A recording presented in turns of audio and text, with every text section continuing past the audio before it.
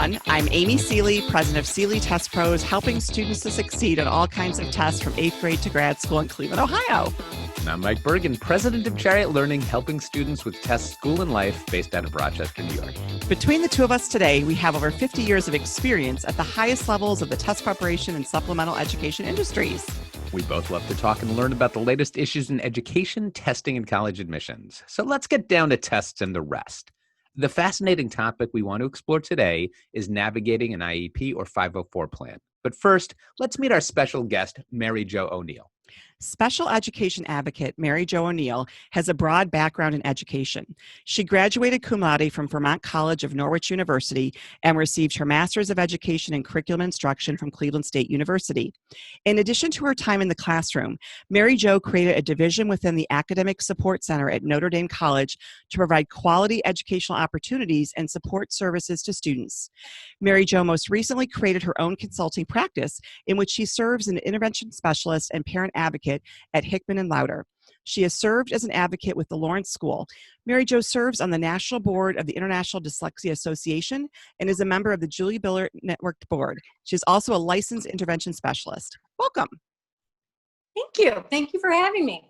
Mary Jo, it's so great to have you on the show today. We have a really fascinating topic to explore, but first, we'd love to hear about your journey. It seems like you've taken a lot of roles regarding supporting students in this particular area. Can you tell us about your path? Yeah, so I found that I love to get people together and start the conversation. So when I was teaching at Julie Billiart, it came a point in time when I wanted to stay home and I wanted to be with my family. And my students' parents kept calling me and saying, would you go to this IEP meeting with me? Would you guide me through this process? And I would be going to these meetings and thinking, oh my God, this is such a fun journey. You get to meet all these different educators and hear their stories and how they can help this child we're discussing at this point in time. And then you're helping the parents through the next step and the process and navigating through the IEP or the 504 process. So basically it was the Julie Billiart parents telling me that they still need my help after their child has left first grade. So I guess that would be how it all evolved. And then next thing I know, I had my own private practice. The next thing I know, I'm sitting downtown Cleveland office at Hickman Lowder, supporting families with Linda Grzinski, the attorney that works with me at Hickman Lowder.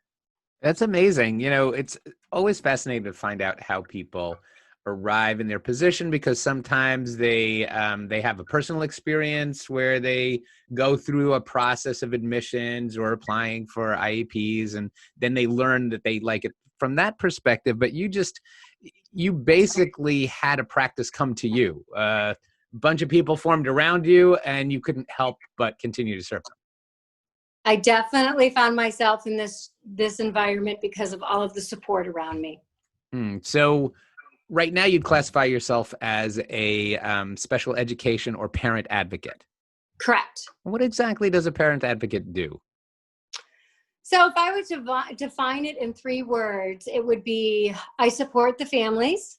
I guide them. That's 4 words, isn't it? Yes, you support That's the right. families. I support the families.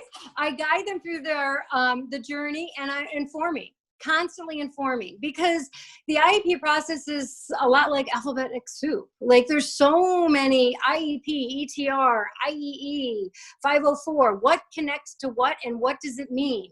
So supporting the families through the journey, guiding them, and collaborating with administrators. I live in Cleveland, right? So typically I don't go to a meeting past 2 hours away. So I can be in Canfield, I can be in Girard, I can be in Sandusky, I just go, right? It's the same administrators time after time. And their administrators are trying and are doing a good job. They just don't know the family's journey. So I share with them the family's journey, so everyone's more comfortable in the meetings. And the fact that these administrators know you probably helps the families. It does. It does. Because not only do they respect that I'm not here to judge, I'm not here to point fingers. Why haven't you?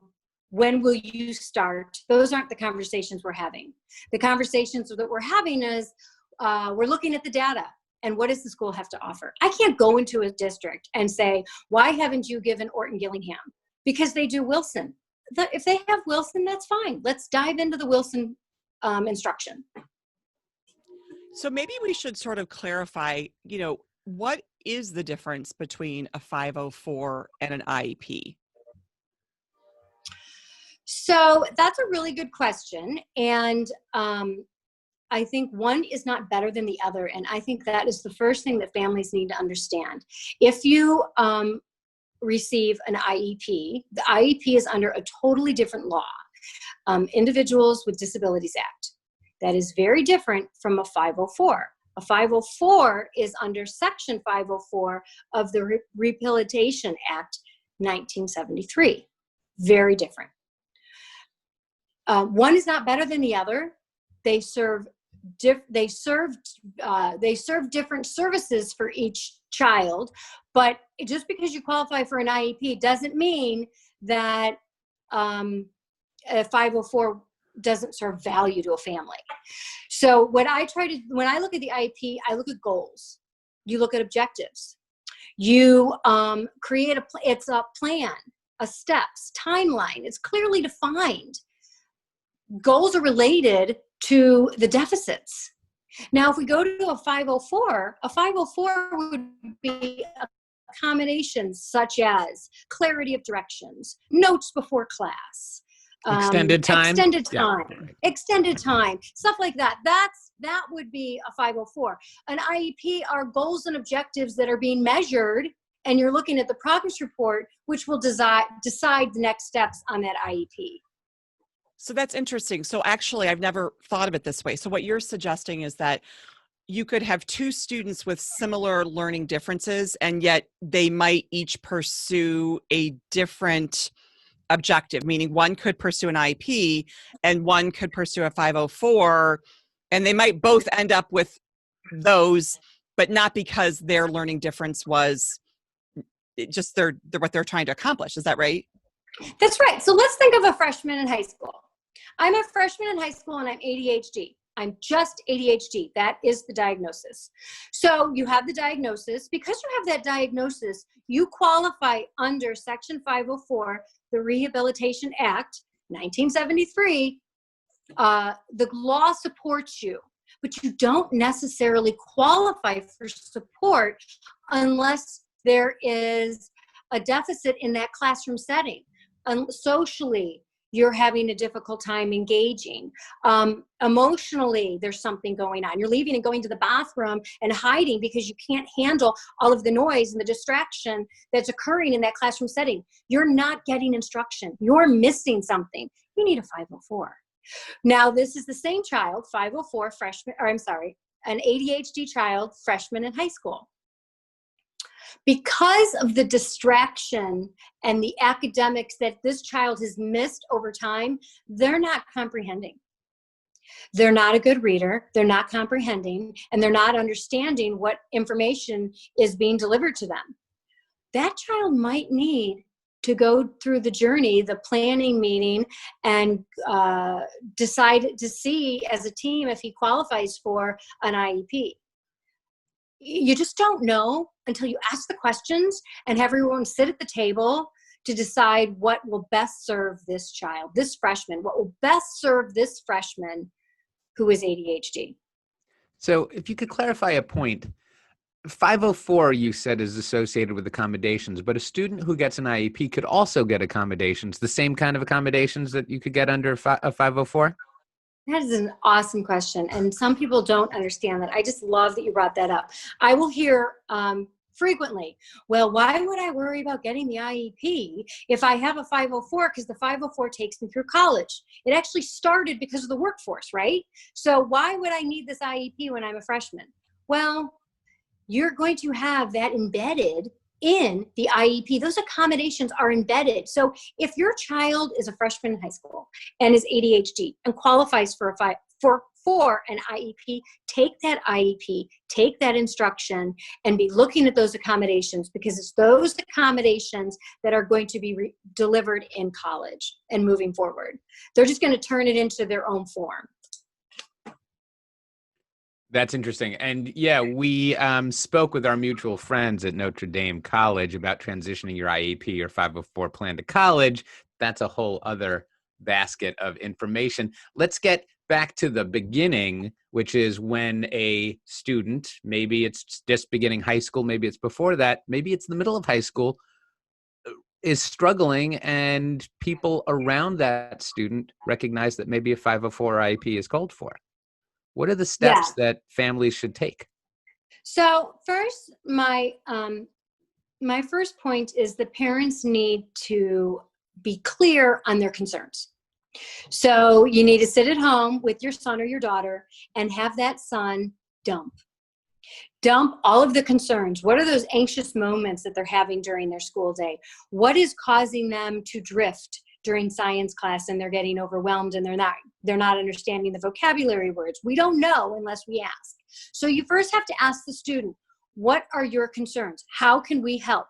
And then we take that information to the school. I do not recommend you ever take the child into the school during that conversation. We have not had a plan put in place just yet. So once that plan's put in place, I am fine with your son being involved with that conversation. But until everyone has the same plan and it's in place and it's in writing, I really do not find it serves a value to the student. So when a parent goes into the school, who are they speaking to? Who's their first point of contact? So my first point of contact would be the actual teacher. So now let's say we're in high school, we have a lot of teachers. I would probably go to the guidance counselor, the school psychologist, and then one teacher you trust. What is one teacher that you trust that's listening? Because not all of the teachers might have the same image of what they see needs to happen. So I would definitely bring a teacher you trust, school psychologist, and another administrator. And then if you do not have a general education teacher in the meeting, it is not considered an IEP meeting. So then you have to bring everybody back. So let's have the right people at the table at that first meeting so we can get things moving along. So presumably there's going to be some documentation that you're going to need, i.e. some testing. What kind of testing is typically required in order to get a 504 or an IEP? Okay, so those are two totally different platforms. So I'm going to now first focus on the IEP. And actually, you do not need documentation, such as an outside evaluation. I'll use Dr. Cheryl Chase as an example. I'm just going to use Dr. Cheryl Chase.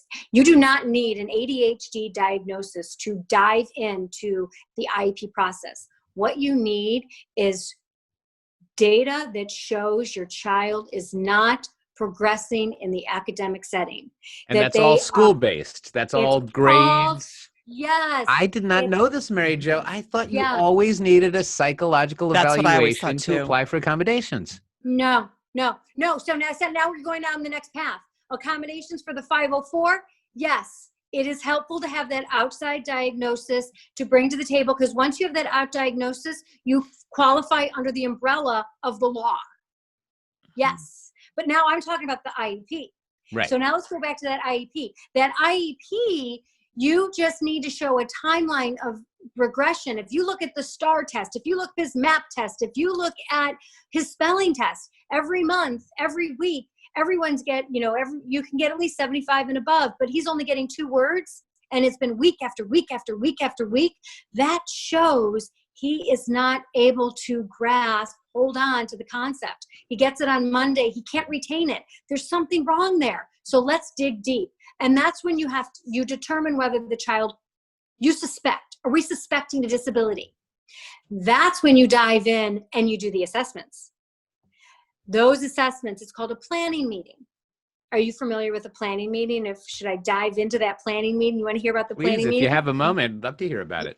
Yeah. So within the planning meeting, you have suspected a disability. There's 13 categories. And I'm going to say other health impairment and specific learning disability, because remember, our guy that we're talking about is a freshman in high school and he's ADHD. So those are the 2 paths you'll probably go down. You can put both of them on the document. And then you're going to look at general intelligence. Look at parents' information. You're going to look at academic skills. When you look at general intelligence, if you come to the table with outside documents, that can be included. You don't have to retake that test, and you shouldn't retake that test. There's, within a year and a half, 2 years, you shouldn't be retaking a similar test. So when you say that test, you mean an IQ test? Yeah, so you had a test done by Dr. Cheryl Chase. She brought something in. You can bring that to the table. That adds value to your planning meeting. And you need to bring that to the table beforehand. So they look at that and they're like, oh, there's no need to redo that. We're going to just use that report. A lot of parents are fearful that the schools will not respect the outside evaluation. It is true that they don't have to own the whole piece and parts of the evaluation, but I have not yet, in the 10 years attending meetings, had a district say, we will not look at that. We deny those findings. We're going to do our own assessment. So is the idea that there would be some kind of discrepancy between, let's say, the testing or an IQ and the performance in class? Is that what they're looking for, to realize that there needs to be some kind of plan put together? Exactly. That's exactly what they're looking at. They're looking at, he has 122 IQ, but yet he's getting all Ds. There's something wrong. Now, that also raises the question, and this is what I always wonder, is the student who is more average, right? What about those kids where they get by, they're not excelling? Are those students harder to identify because they're, where they are and where they're supposed to be might be less differential? I don't know if that's a good way of saying it. So when I first started, I would have said yes. That would have been a hard qualifier. However, now teachers are doing a really good job of respecting the outside evaluations and understanding them. So when you look at the bell curve, and you really have to understand the bell curve, and that's something that I talk to my families about. So they understand that bell curve, so they know when they see that their child's numbers are all in the 110s and 122, but their processing speed is 72. Okay, that tells me a story. I know what to do now. I know how to respond to the teachers when they say, why is he not handing in his homework, but yet he knows how to do it? Why is he able to follow through in the classroom, but he doesn't seem to be able to respond 2 days later to something he knew in the classroom? The numbers tell a story. And that's why this planning meeting is so important, because these assessments will come to the table and we will all look at them as a team. And then that will navigate the system to decide what our next steps will be. Is it your experience, Mary Jo, that some schools are hesitant to do testing of the nature that you're describing? And maybe it's not your experience because you're such an accomplished and effective advocate. Well, thank you very much. Because we hear that all the time. I hear that from parents of students in our area, that they want the student tested and the school doesn't want to administer the testing in-house. Yeah, I think there's a few factors we need to think about. When you're ADHD, the administrators, okay, so let's think about this for a second. You're in the meeting, and who's in the meeting? School psychologists, principal, administrators, and maybe a teacher should be in the meeting. So the majority of the people, the individuals, the educators who are in this meeting don't necessarily see your child through the whole day. So they only see them through the halls where they're high-fiving their friends and they're seeing very joyous and they're just joyful and they're just enjoying their day. But when they sit in their desk and all these words start coming at them and they're distracted, that's when they start showing that learned helplessness behavior that the teacher might recognize, the parents definitely see, and the child is feeling, but the administrators don't see it because they see him in the hallway having fun with his friends. So I respect that and I get that. But I do think that schools are doing a better job recognizing that it's not just the academics that we're looking at, it's the social and emotional piece. And when you start having that conversation about the social and emotional piece, then I do believe that the districts are listening. I do think that we do a better job on giving information to the team ahead of time. I'm a big fan of giving a non-emotional timeline. So what you would do before you even sit at the table with the team, you create a non-emotional timeline, all of the deficits, all of the outside evaluations, all of the support that you have done before we sat at the table. If an administrator saw that and saw that his IQ is 122, but yet he's getting all C's, they're going to respect that and they're going to dive in. It might not be an IEP, but they're definitely going to be able to support that student. That makes a lot of sense. So families go through this process. Ideally, students are qualifying, but what about the students that don't? After putting it all on the table, all the documentation you described, the effective meeting, is it your experience that everybody gets a 504 or IEP? Actually, I've been doing this for 10 years, and I can come up with maybe 5 where they didn't qualify for anything. But I'm going to tell you, out of those 5, they still got support. It just wasn't documented to my liking. I like things documented. I like to see. So let's go to the fact that the child didn't qualify. And I'm going to give you some key targeted points of what you can do as a family when your child doesn't qualify for a 504, or even, I'm going to stick with the IEP right now because that's kind of the topic right now. The prior written notice is the document that is the note-taking document in the meeting. And all of the parents need to understand what that prior written notice is. That is the note. What happened in the meeting? What are our next steps? So in that prior written notice, what you as a parent have every right to do is to look at that note taker and say, I'd like a statement to be read in this prior written notice. And the statement will read such as, the parent disagrees with Sam not qualifying for an IEP because of his working memory score, because of his grades, and because of his last MAP scores, period. Another way is an IEE, an independent educational evaluation. So you can request an outside evaluation paid by the district. However, you cannot request an IEE unless you've gone through the evaluation team report. And that's a really important point. You can't ask for something if we haven't given the district a chance to assess. So now you didn't qualify for an IEP. You have it documented in the prior written notice. You requested an IEE. Next thing you need to do is target the needs. Find out, you've already researched, you've already created your timeline. I want you to request to target the needs through response to intervention. And your next thing at this point, if it's not working, ask for a request to start the process of a 504. And then if you request the 504 process, ask for those accommodations to be put in place. If you start seeing that your child is doing better with those accommodations, I think that's a point in time when we all need to take a couple steps back and pause and recognize that maybe he didn't need an IEP, that a 504 is just fine. When you go through all of those steps, I can understand why we need parent advocates to help us through this process. Mary Jo, what is one final piece of advice that you might want to share with families thinking about how to start navigating this IEP or 504 process? Remember that your outside tutoring, your Wilson, your OG, your executive functioning, your social therapy that you're doing outside of school matters.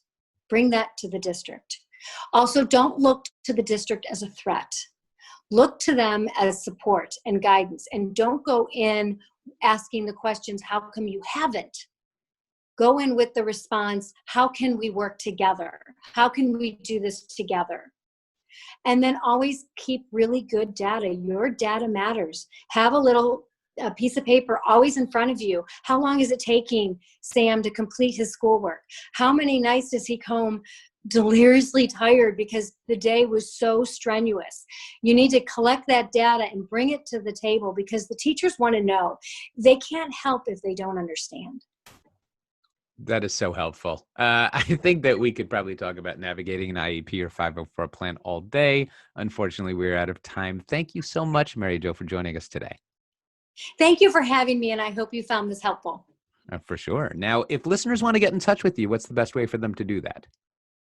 Well, they can call us I'm at Hickman and Lowder, and the number there is 216-861-0360. And what'll happen is you'll call the office and they'll set up a consult. And we can hear your story, we can hear your journey, and we can hear your concerns. And then together as a team, we can decide our next steps. Awesome. We hope you enjoyed this discussion as much as we did. Be sure to join us for another fascinating topic and guest on the next Test and the Rest. Did you enjoy this episode as much as we did? Find expanded links and more for this and all of our episodes at our show page at testsandtherest.com. While you're there, be sure to explore everything the larger TestBright site has to offer, including real, expert, unbiased answers to the toughest admissions testing questions. Of course, we'd love for you to rate, review, and subscribe to Test and the Rest on your favorite podcast platform. If there's a topic or guest you'd like us to feature, just let us know and spread the word.